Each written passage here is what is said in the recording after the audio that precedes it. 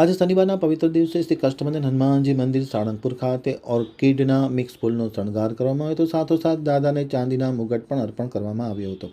શનિવારનો દિવસ હતો ત્યારે મંદિરના પટાંગણમાં મારુતિ યજ્ઞમાં મોટી સંખ્યામાં ભાવિકોએ આહુતિનો લાભ લીધો હતો.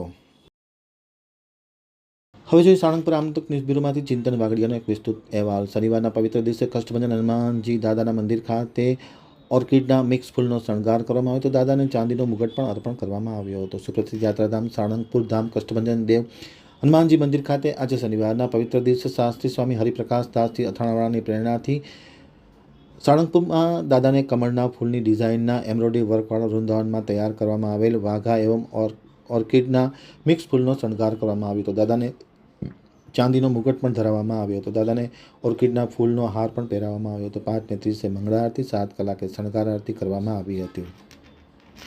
સાથોસાથ મંદિરના પટાંગણમાં યજ્ઞશાળામાં મારુતિ યજ્ઞનું પણ આયોજન કરવામાં આવ્યું હતું. મોટી સંખ્યામાં લોકોએ આહુતિ આપી હતી એમ કષ્ટભંજન હનુમાનજી મંદિરના શાસ્ત્રી સ્વામી હરિપ્રકાશ દાસજી અથાણાવાળાએ આમતક ટીવી સાથેની વાતચીતમાં માહિતી આપતા જણાવ્યું હતું.